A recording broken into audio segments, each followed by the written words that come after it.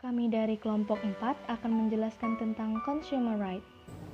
Halo, saya Angelina Kusdiani. Hai, nama saya Evemia Sarina. Nama saya Isna Nurrohmah. Nama saya Rinjani Putri Seftiara.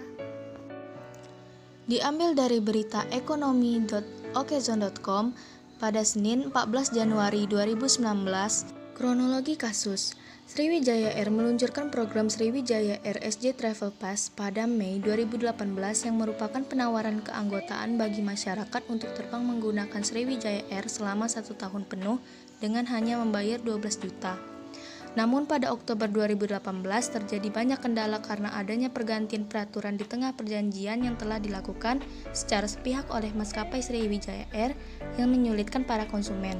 Tahap pertama, problem identification. Pelaku tindakan tidak etis adalah maskapai Sriwijaya Air. Rincian tindakan tidak etisnya yaitu A. Isi informasi promo yang tidak sesuai dengan praktik karena adanya kebijakan baru yang dibuat kemudian. B.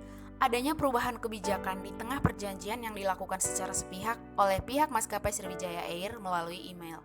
Pelanggaran etika utama, yaitu adanya ketidaksesuaian informasi dalam iklan promosi dengan praktiknya, karena dibentuknya kebijakan di tengah perjanjian yang dilakukan secara sepihak, sehingga hal tersebut melanggar prinsip etika bisnis.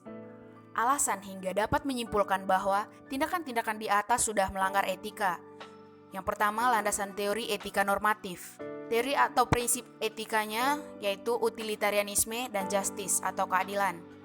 Bagaimana teori atau prinsip di atas menjelaskan bahwa tindakan yang dilakukan sudah melanggar etika? Yang pertama, utilitarianisme, bahwa dengan tidak sesuainya informasi yang dinyatakan dalam iklan dengan yang ada dalam praktik, hal tersebut dianggap merugikan para member SJ Travel Pass yang telah melaksanakan kewajibannya untuk membayar namun tidak dapat menikmati haknya melakukan penerbangan sepuasnya selama 1 tahun. Yang kedua, justice atau keadilan, bahwa perubahan kebijakan yang dilakukan di tengah perjanjian secara sepihak oleh pihak maskapai merupakan suatu tindakan yang tidak adil karena konsumen tidak diberi kesempatan untuk andil dalam pengambilan keputusan di perubahan kebijakan tersebut. Juga, pihak Sriwijaya Air tidak memberikan informasi utuh terhadap promosi yang dilakukan, yakni tidak menyertakan term and condition kepada konsumen SJ Travel Pass.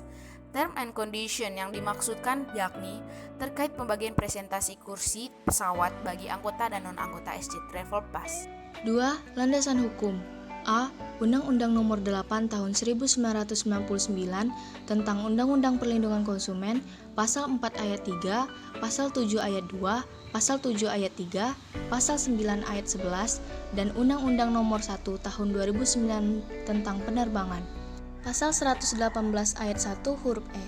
B. Bagaimana pasal di atas menjelaskan bahwa tindakan yang dilakukan sudah melanggar etika? Pasal 4 ayat 3 menyatakan bahwa setiap konsumen berhak mendapatkan informasi yang jelas mengenai barang atau jasanya. Pasal ini dilanggar karena para member SD Travel Pass tidak mendapat informasi yang jelas yang terdapat dalam term and condition.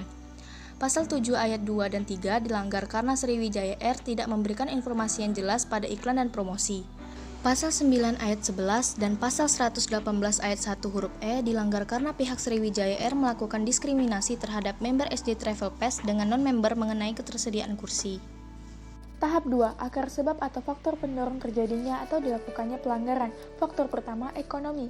Penjelasan dari faktor pertama yakni keinginan maskapai untuk mendapatkan arus kas secara cepat dengan memperoleh dana di depan dari dikeluarkannya program SJ Travel Pass. Faktor yang kedua, social and culture. Penjelasan dari faktor kedua ialah pihak maskapai yang kurang mencerminkan asas itikat baik dengan membuat keputusan secara sepihak yang berujung pada ketidaksesuaian promosi program dengan praktiknya. Tahap ketiga, rekomendasi solusi. Rekomendasi yang pertama yakni dengan membatasi jumlah anggota atau kuota yang mengikuti program SJ Travel Pass dan juga membuat rincian income dan outcome yang dihasilkan dari program tersebut. Solusi ini mengatasi akar sebab yang mana? Dapat kita lihat di faktor pertama, tahap kedua. Keinginan maskapai untuk mendapatkan arus kas secara cepat dengan memperoleh dana dari depan dari dikeluarkannya SJ Travel Pass. Landasan teori yang melandasi rekomendasi ini adalah common good atau kebaikan bersama. Dengan adanya batasan jumlah anggota dan rincian dana, kedua pihak baik Sriwijaya Air maupun para member SJ Travel Pass tidak akan mengalami kerugian sehingga kedua belah pihak sama-sama diuntungkan. Lalu, Bagaimana teori atau prinsip etika ini dapat menguatkan solusi yang direkomendasikan? Dengan pembatasan jumlah anggota yang dapat menjadi member SJ Travel Pass dan juga dengan adanya rincian dana, maka Sriwijaya Air tidak akan mengalami kerugian besar karena jelasnya rincian yang masuk mengenai dana. Begitu pula para member yang telah membayar dapat menikmati haknya. Rekomendasi nomor 2. Dibentuknya pedoman berdasarkan Good Corporate Governance atau GCG yang melibatkan penyeimbangan kepentingan pemangku perusahaan. Solusi ini mengatasi akar sebab yang mana? Faktor nomor 2 di tahap 2, yaitu pihak maskapai yang kurang mencerminkan asas itikat baik dengan membuat keputusan secara sepihak yang berujung pada ketidaksesuaian promosi program dengan praktiknya. Landasan teori apa yang melandasi rekomendasi ini? Yaitu virtue atau nilai kebajikan.